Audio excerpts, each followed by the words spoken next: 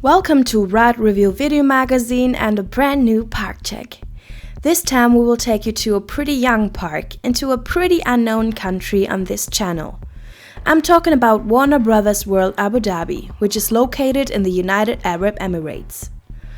On July 26, 2018, the park was inaugurated by Vice President and Prime Minister of the UAE and ruler of Dubai, His Highness Sheikh Mohammed bin Rashid Al Maktoum, and Crown Prince of Abu Dhabi and Deputy Supreme Commander of the UAE Armed Forces, His Highness Sheikh Mohammed bin Zayed Al Nahyan.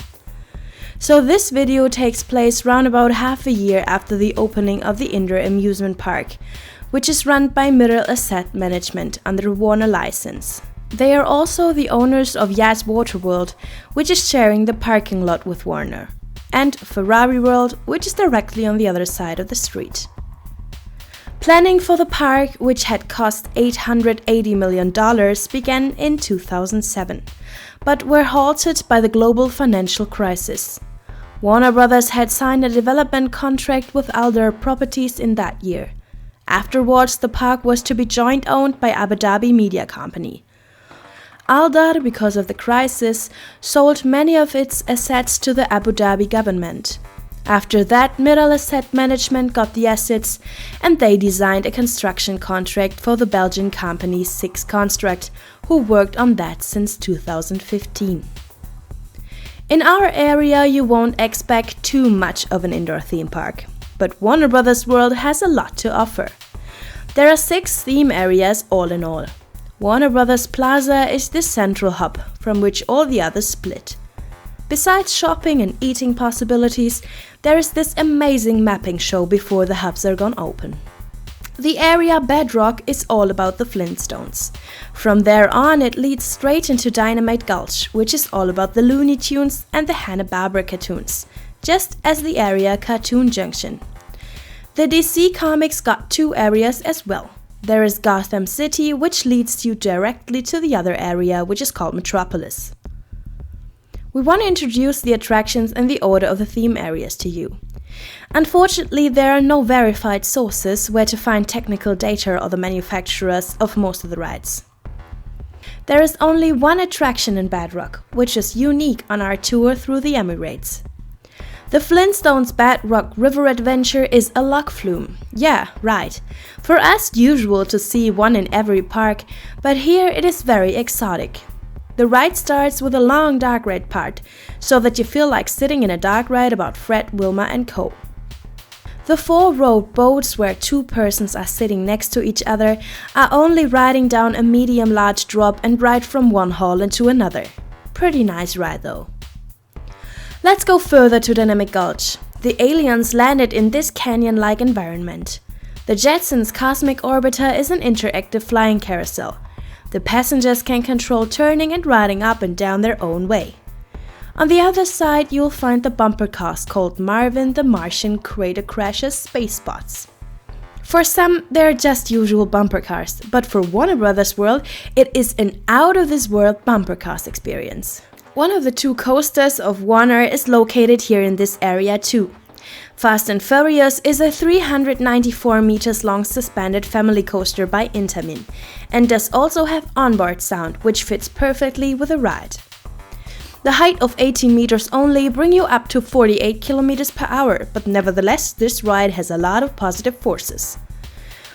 The chassis of the 5-road train has rockets on it for decoration. The Coyote has lightened them up to catch the Roadrunner once again.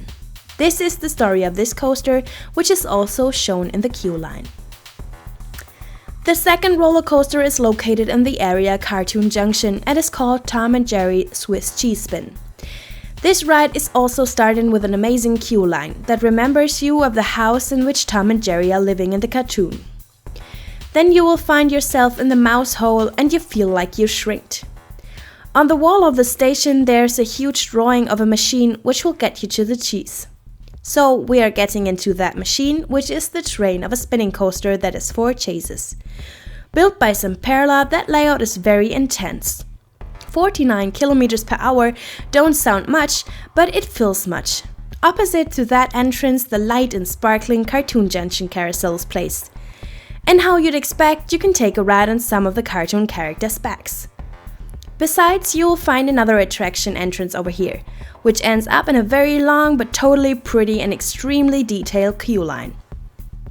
After finishing the tour through the museum, there's waiting a trackless dark ride called Scooby-Doo, the Museum of Mysteries. Typically for Scooby-Doo, this museum is haunted, and thanks to the trackless system, there are 3 chases at once which are riding crisscross in different scenes. A cartoon classic are long hallways with many doors and main characters that are running crisscross through all the doors, which is also portrayed in this ride, riding through different rooms. Even Scooby-Doo and Shaggy are showing up with their own chase, having a ghost on board. The chases are designed, how else could it be, like the Mystery Machine. Although there's a lack of real animatronics, the ride was able to convince us.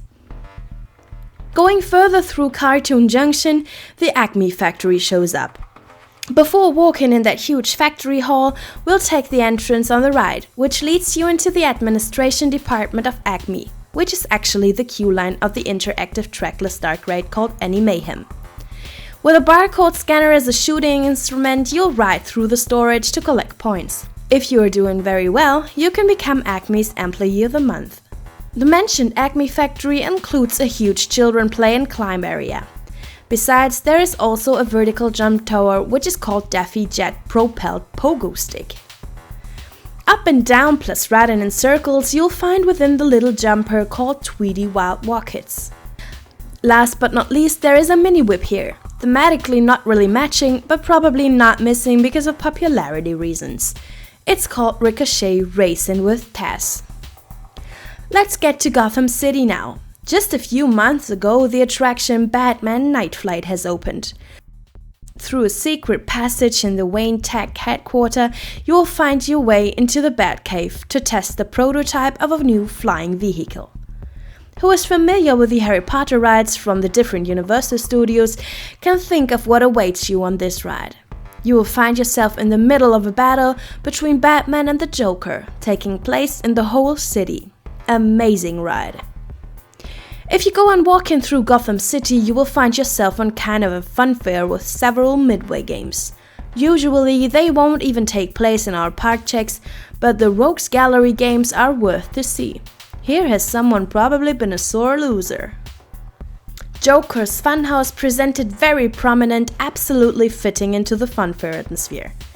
After a pre-show, you're starting over in a huge hall of mirrors, which is followed by a classic funhouse. But actually many effects like turning platforms or seesaws have been removed. Compared to this, the theming, which is so detailed and extraordinary, is amazing. Next to Joker's Funhouse, you'll find a flat ride which remembers on a Sky Roller.